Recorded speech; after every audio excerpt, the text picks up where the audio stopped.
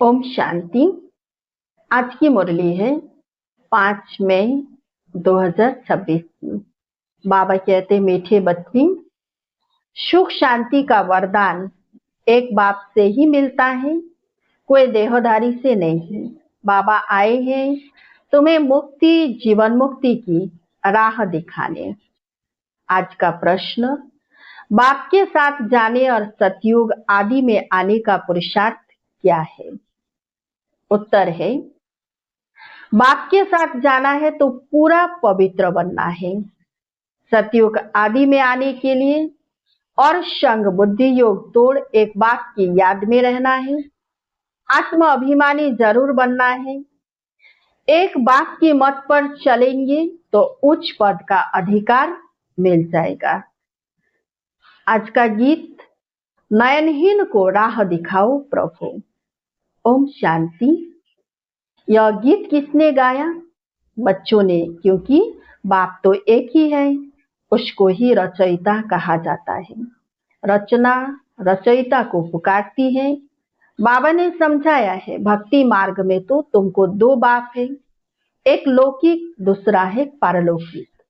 सभी आत्माओं का बाप एक ही है। एक बाप होने से सभी आत्माएं अपने को ब्रदर्स कहते हैं। उस बाप को पुकारते हैं, ओ गॉडफादर, ओ परमपिता, रहम करो, क्षमा करो। भक्तों का रक्षक एक भगवान ही है। पहले पहले तो यह समझाना चाहिए कि हमको 2 बाप है। अब पारलौकिक बाप तो सभी का एक है, बाकी लौकिक बाप हर एक का अलग अलग है। अब लौकिक बाप बड़ा व पारलौकिक बाप बड़ा। लौकिक बाप को तो कभी भगवान व परमपिता नहीं कहेंगे।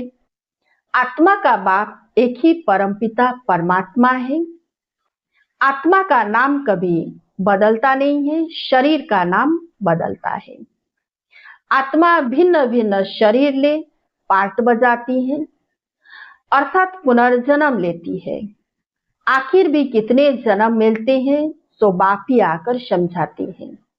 बच्चे, तुम अपने जन्म को नहीं जानते हो। बाप आते ही भारत में है, उनका नाम शिव है। समझते भी है, शिव परमात्मा है। शिव जयंती व शिवरात्रि भी मनाते हैं। वह निराकार है। जैसे आत्मा भी निराकार है, निराकार से साकार में आते हैं पार्ट बजाने। अब निराकार शिव तो शरीर बिगर पार्ट बजा न सके। मनुष्य इन बातों को कुछ भी नहीं समझते हैं, नयनहीन है। यह शरीर के 2 नेत्र तो सबको है, तीसरा ज्ञान का नेत्र आत्मा को नहीं है, जिसको दिव्य चक्षु भी कहते हैं। आत्मा अपने बाप को भूल गई है, इसलिए पुकारती है, नयनहीन को राह बताओ। कहाँ की राह? शांति धाम और सुख धाम की। सर्व का सदगति दाता सदगुरु एक ही है। मनुष्य मनुष्य का गुरु बन सदगति दे नहीं सकता। न खुद सदगति पाते हैं, न औरों को देते हैं। एक बाप ही सर्व को सदगति देते हैं, उस अल्प बाप को ही याद करना है। बाप समझाते हैं, कोई भी मनुष्य मात्र मुक्ति, जीवन मुक्ति, शांति और सुख सदा काल के लिए दे नहीं सकते। सुख शांति का वरदान तो एक ही दे सकते हैं, मनुष्य मनुष्य को नहीं दे सकते। भारतवासी शतुप्रधान थे तो सतयुगी स्वर्गवासी थे। आत्मा पवित्र थी, भारत को स्वर्ग कहा जाता है, जबकि आत्माएं पवित्र शतुप्रधान थी। तुम जानते हो, बरोबर आज से 5000 वर्ष पहले भारत स्वर्ग शतुप्रधान था। इन लक्ष्मी नारायण का राज्य था। अभी कलयुग का भी अंत है, इसको नर्क कहा जाता है। यही भारत स्वर्ग था तो बहुत धनवान था, हीरे जवाहरों के महल थे। बाप बच्चों को याद दिलाते, सतयुग आदि में इन लक्ष्मी नारायण की राजधानी थी, उसको स्वर्ग वैकुंठ कहा जाता है। अभी तो स्वर्ग है नहीं, यह बाप समझाते हैं। बाबा भारत में ही आते हैं, निराकार शिव की जयंती भी मनाते हैं। परंतु वह क्या करते हैं यह कोई नहीं जानते। हम आत्माओं का बाप शिव है, उनकी हम जयंती मनाते हैं। बाप की बायोग्राफी को भी नहीं जानते।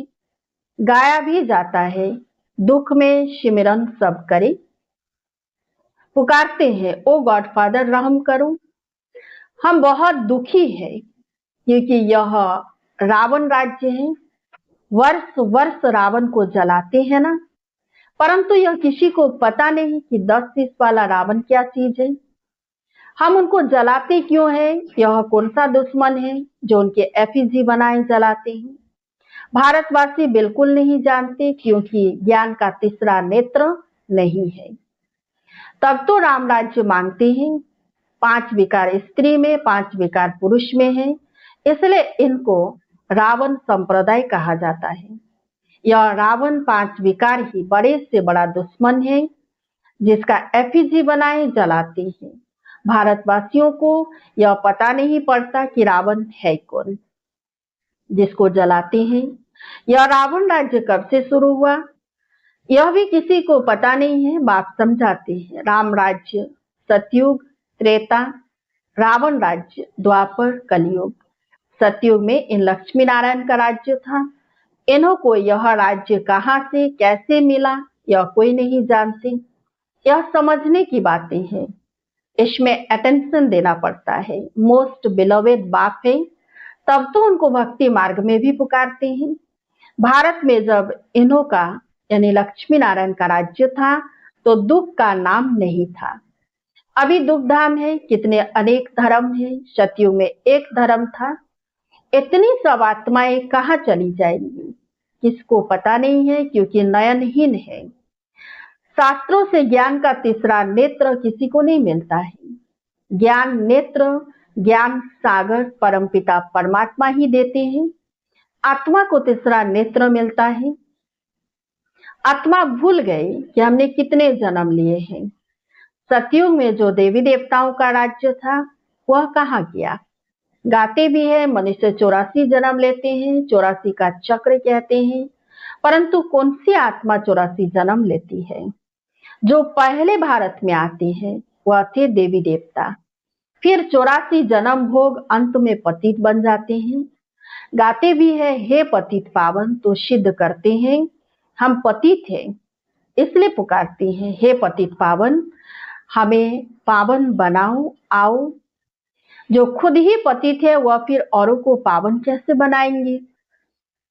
बाप समझाते हैं आधा कल्प भक्ति मार्ग में रावण राज्य 5 विकार होने कारण भारत ने इतना दुख को पाया है।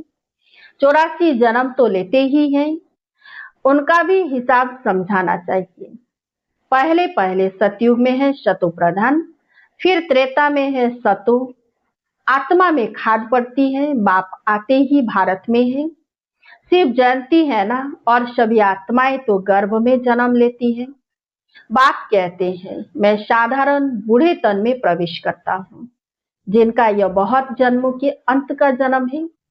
यह समझाने कोई एक को नहीं दी जाती। यह गीता पाठशाला है। मनुष्य को देवता बनाने के लिए यह राजयोग सिखाया जाता है। तुम यहाँ आए हो स्वर्ग की बादशाही प्राप्त करने, जो बाप ही दे सकते हैं।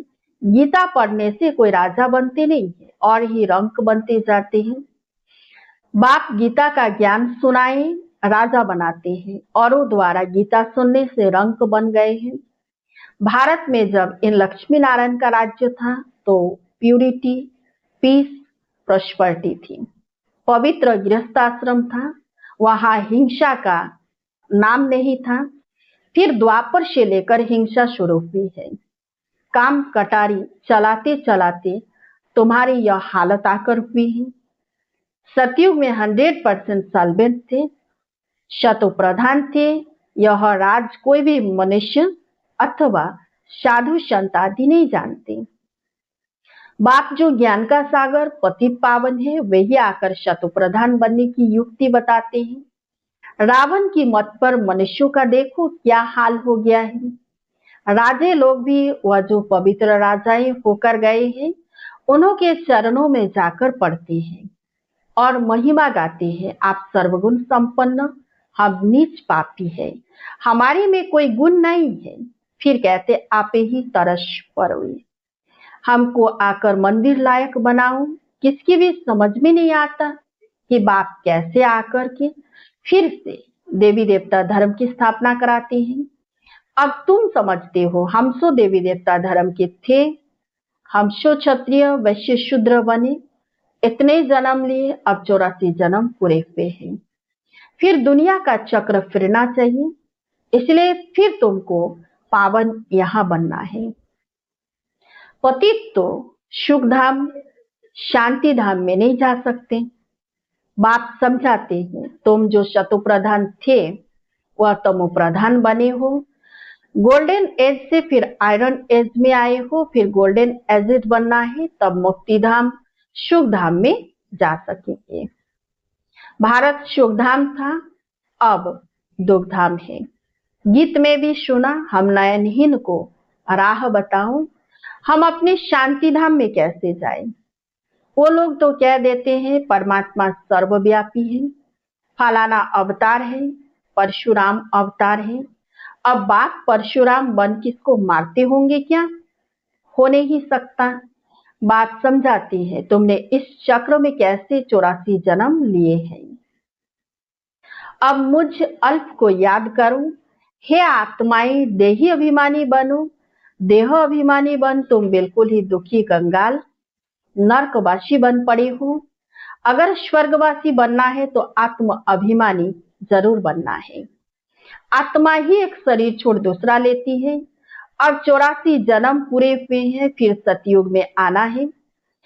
अब मुझे याद करो और संग बुद्धि योग तोड़ो, रहो भल ग्रस्त व्यवहार में, अपने को आत्मा निश्चय करो। आत्मा एक शरीर छोड़ दूसरा लेती है। अब देही अभिमानी बनना है, मुझे याद करो तो खाद सब जल जाएंगी, तुम पवित्र बन जाएंगे, फिर मैं सब बच्चों को ले जाऊंगा। अगर मेरी मत पर नहीं चलेंगे तो इतना उच्च पद नहीं पाएंगे। इन लक्ष्मी नारायण का उच्च पद है। जब इन्हों का राज्य था तो और कोई धर्म नहीं था, द्वापर से फिर और धर्म आते हैं। सतयुग में मनुष्य भी थोड़े होते हैं, अब तो बहुत धर्म होने के कारण कितने दुखी हो गए हैं। वही देवता धर्म वाले अब फिर पतित होने से अपने को देवता कहते नहीं है, हिंदू नाम रख दिया है। बात समझाते हैं तुम जब लायक देवी देवता थे तब सारे विश्व पर राज्य करते थे, सब सुखी थे, अब दुखी बन पड़े हैं। भारत हेवन था, वो अब हेल बन गया है। फिर हेल को हेवन बाप बिगड़ कोई बना न सके। देवताओं को संपूर्ण निर्विकारी कहा जाता है, यहाँ के मनुष्य तो संपूर्ण विकारी है, इनको कहा जाता है पतित। भारत शिवालय था, शिव बाबा की स्थापना की हुई थी। बाप स्वर्ग बनाते हैं, फिर रावण नरक बनाते हैं, रावण श्राप देते हैं, बाप 21 जन्म के लिए वर्षा देते हैं। अब तुम हर एक को ही याद कर, तुम हर एक बाप को ही याद करो, कोई भी देहधारी को नहीं। देहधारी को भगवान नहीं कहा जाता, भगवान तो एक ही है। बाप तो बेहद का वर्षा देते हैं, फिर रावण श्रापित बना देते हैं। इस समय भारत श्रापित है, बहुत दुखी है। अब इस रावण पर जीत पानी है, गाया भी जाता है, दे दान तो छूटे ग्रहण। वो ग्रहण जो लगता है वो तो पृथ्वी का परछाया है। अब बाप कहते तुम्हारे ऊपर 5 विकारों रूपी रावण का ग्रहण है। यह 5 विकार दान में दे देने हैं। पहला तो दान दो कि हम कभी विकार में नहीं जाएंगे। यह काम कटारी ही मनुष्य को पतित बनाती है।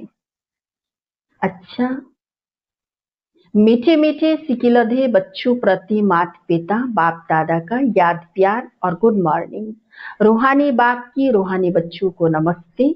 हम रूहानी बच्चों की रूहानी बाप दादा को याद प्यार और गुड मॉर्निंग। नमस्ते नमस्ते नमस्ते। धारणा के लिए मुख्य सार 1 नंबर है, बाप जो नॉलेज देते हैं उसे पूरा अटेंशन देकर पढ़ना है। ज्ञान के तीसरे नेत्र से अपने 84 जन्मों को जान अब अंतिम जन्म में पावन बनना है। 2 नंबर, रावण के श्राप से बचने के लिए एक बात की याद में रहना है। 5 विकारों का दान दे देना है। एक बात की मत पर चलना है।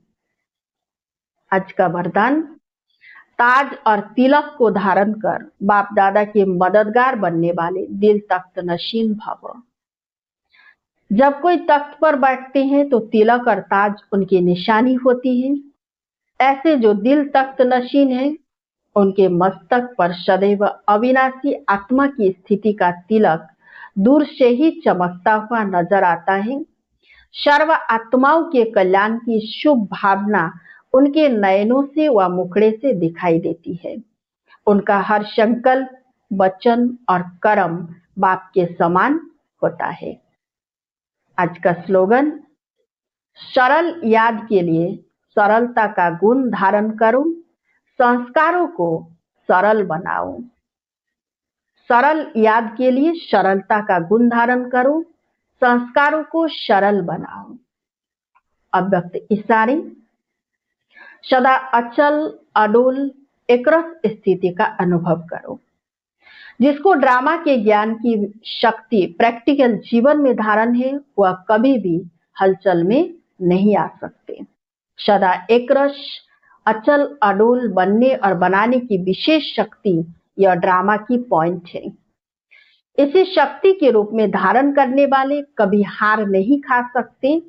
इस कल्याणकारी ड्रामा की हर सीन में कोई ना कोई कल्याण समाया हुआ है।